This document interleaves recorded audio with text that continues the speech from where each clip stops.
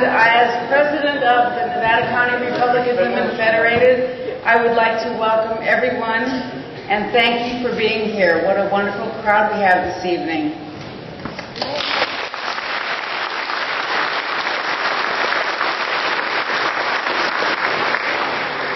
We have a few individuals that I'd like to introduce who are in attendance, some elected officials and other persons of note. We have Congressman Doug LaMalfa has taken time out of his busy schedule to be with us.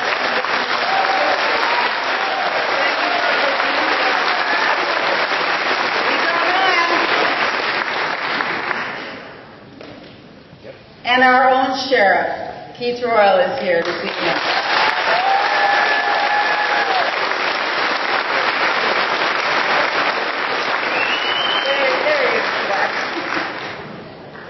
We also have Sheriff John Evans, the Sierra County Sheriff. Sheriff Evans.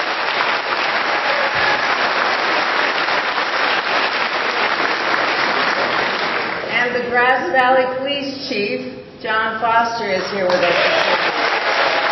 In uniform.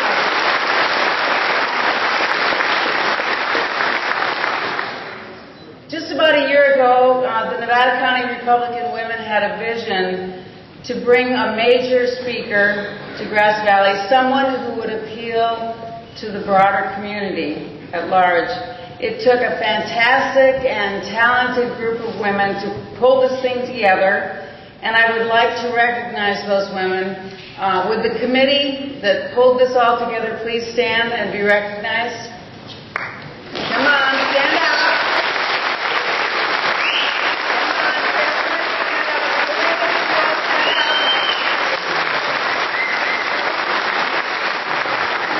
There's a lot of nuts and bolts that go into putting something like this together, and I appreciate every one of these women and the work that they did.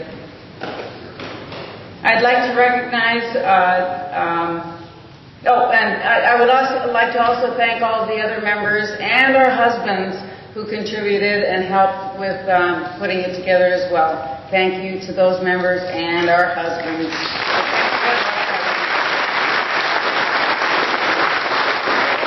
We'd like to recognize our sponsors of this event, and they are listed in your program. If you travel in your shopping or whatever and can patronize them, that would be great. And we'd also like to give special thanks to Green and Gold Equipment Rental and the Briar Patch Food Cooperative for help with the advanced ticket sales. They did a lot of work for us in that regard. Thank you so much.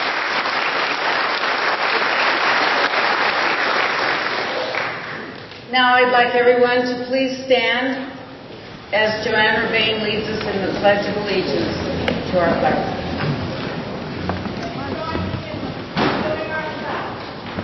I pledge allegiance to the flag of the United States of America and to the republic for which it stands, one nation, under God, indivisible, with liberty and justice for all. Yeah.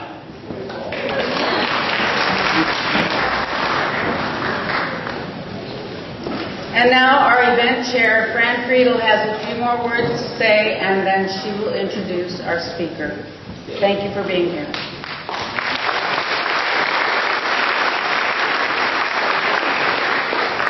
What I want to say is wow. 7 months ago, when we began planning this event, we didn't anticipate that so many of you would come to hear our constitutional sheriff. Thank you so much for being a part of this special evening. Our guest speaker, former Graham County, Arizona Sheriff Richard Mack, lives near Phoenix, Arizona. He is a graduate of BYU and the FBI National Academy and has served as a consultant on numerous cases regarding police abuse, brutality, and other misconduct by public officials. His 20-year career in law enforcement began in Provo, Utah, with the Provo Police Department as a parking enforcement cadet while he was attending BYU. A couple of years later, he became a full-time officer and was soon promoted to corporal sergeant and detective. He says his most traumatic experience was his one-year assignment as an undercover narcotics agent. After 11 years at Provo Police Department, he returned to his childhood turf and ran for sheriff of Graham County, Arizona, where he was elected for 2 terms, serving until 1997. He was named Elected Official of the Year by the Arizona-New Mexico Coalition of Counties in 1994, awarded the NRA Law Officer of the Year, and inducted into the NRA Hall of Fame, and recognized with the Gun Owners of America Defender of the Second Amendment Award. In 1994,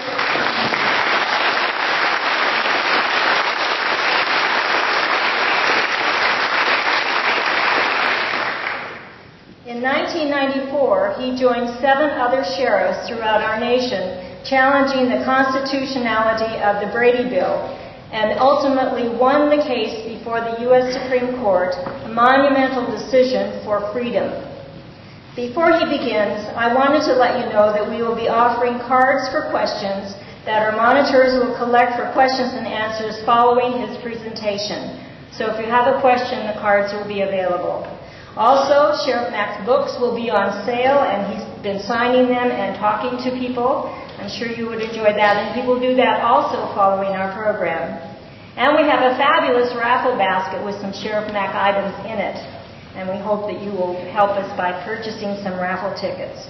It is my pleasure to present former Sheriff Richard Mack.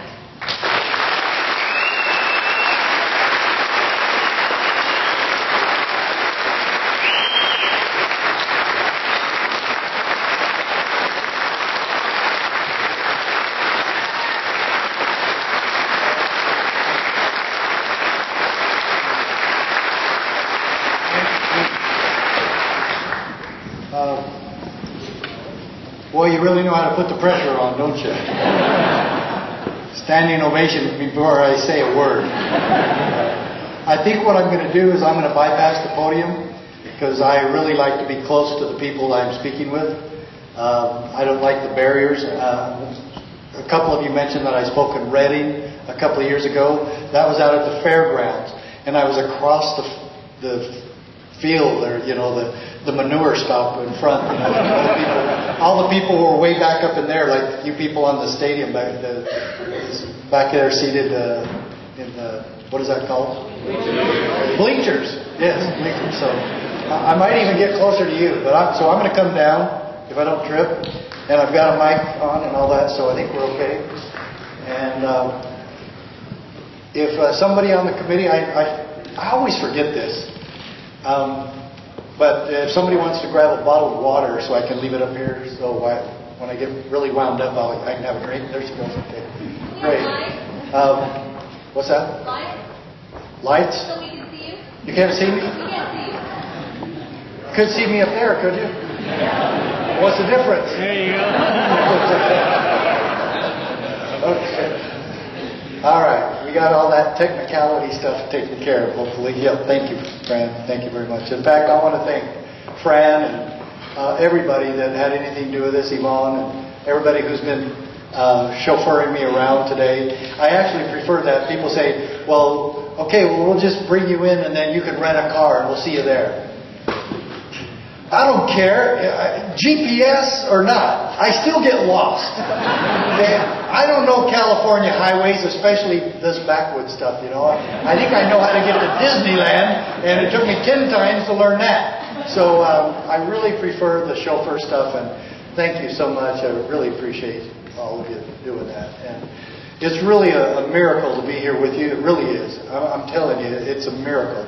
Do you want to ask my kids what a miracle it is that 450 people want to come and hear their dad speak?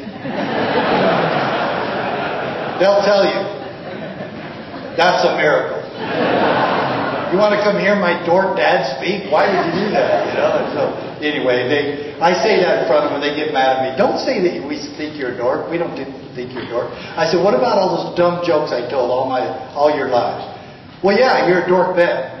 So, okay then, okay. So, I'm nobody special. I really am not. And I just, thank the good Lord that we can all get together and still talk about freedom issues. And what I'm going to do tonight, and we're already on good, and I'm going to start getting this ready. Because what I'm going to do tonight is I'm going to show you the evidence up on the screen. Can everybody see the screen? Yes. All right, because we're going to really get going on some heavy duty stuff here. And okay.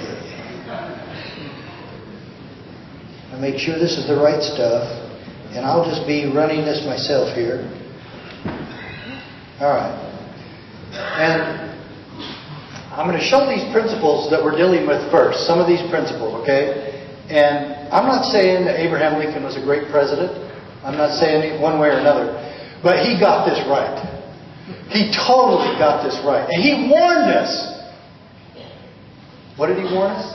America will never be destroyed from the outside. Boy, was he right. Unless you take into consideration, like Congressman Mufflin and I were talking about just a second ago, how China might be winning the war against us economically right now. But we're talking about a foreign enemy coming into America and conquering America. It's not going to happen. And Lincoln knew that. But he also knew we were in big trouble. And that if it got any worse than it was back in those days, that we would be destroyed from within. If we falter and lose our freedoms, it will be because we destroyed ourselves. And we are.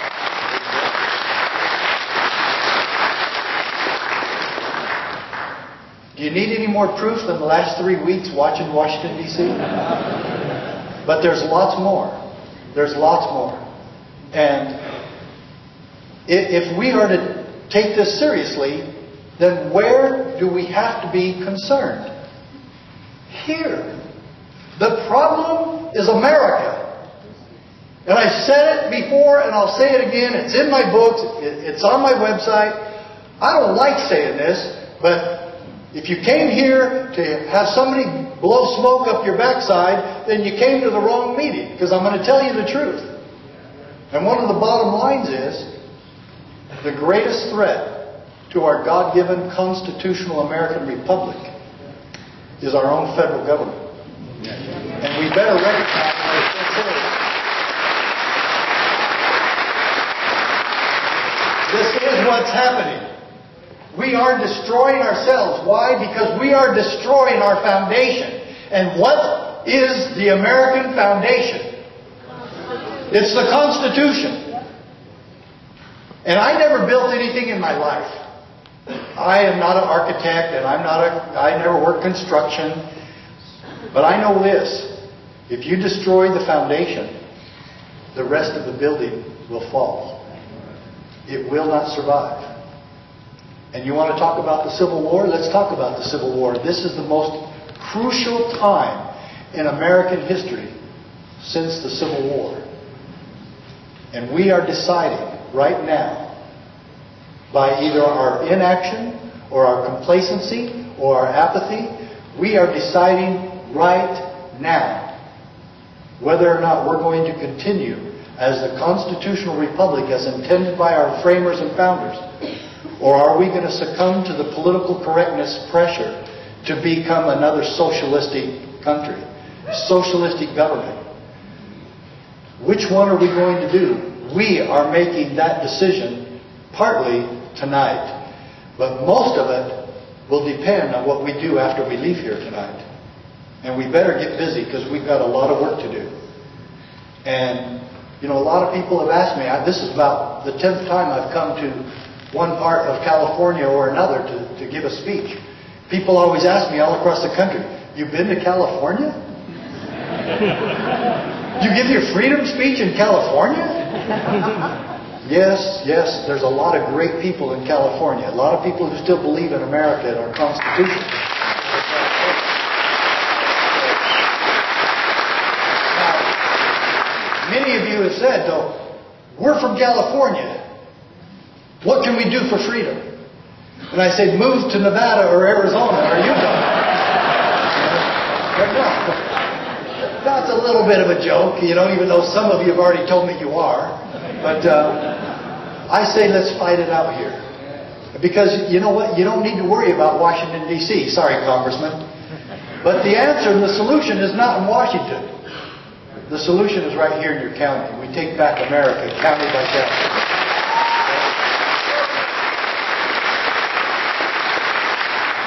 Okay, and James Madison, the father of our Constitution, said it pretty much a different way that Lincoln said it.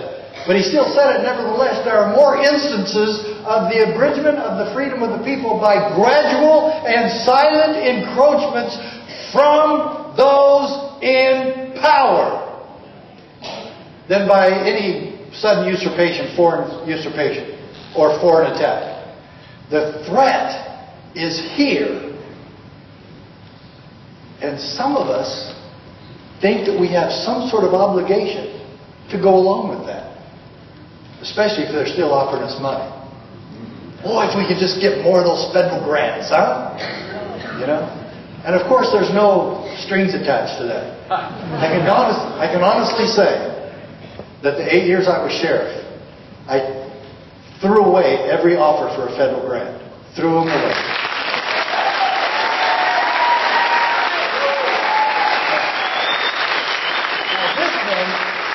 This quote from Thomas Jefferson. And if you've ever looked up the history of Thomas Jefferson, he was smarter at age 5 than most of us in this room were after we graduated from college. I'm serious. This man was IQ out of the world. You know, makes Bill Gates look like a dummy. Okay? This man, and he called it again. Look at this. My reading of history. What does that tell us? That maybe we should be studying history also.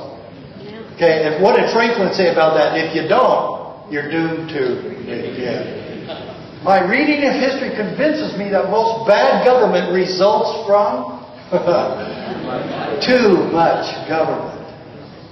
And so right now we're seeing, okay, from what we saw from Lincoln, what we saw from Madison, what we're hearing from Jefferson, then what's the solution? Man, oh man, we have got to get government back where it belongs. The Constitution was actually designed to do that. Now all we have to do is enforce the Constitution. And all we have to have are local officials who keep their word, who keep their oath.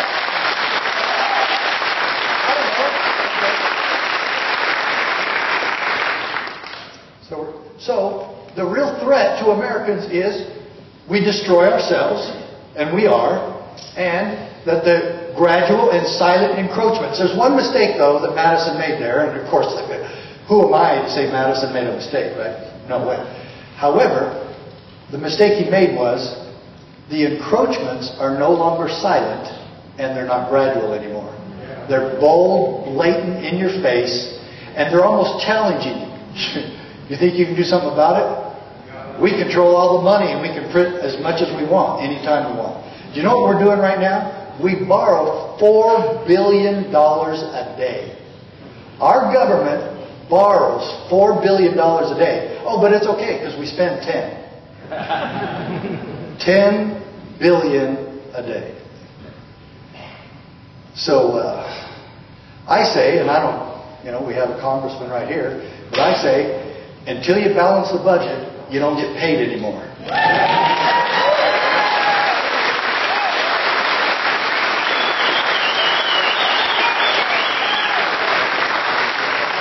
Now, Madison gives us another solution while we're on this first part, and I'm going to end it basically right here.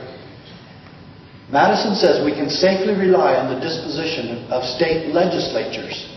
State legislatures. And all their political subdivisions to erect the barriers against the encroachments of the national authority. However, that responsibility does not just belong to the state legislature. It belongs to the political subdivisions of the state. Counties, cities, school boards. Anytime you have a school board member tell you, oh, I wish we could help you. I wish we could work with you, but we have all these federal mandates. Then you want to tell that person, you have a couple of days to repent of your stupidity then we're going to find somebody else that we vote for that will do their job.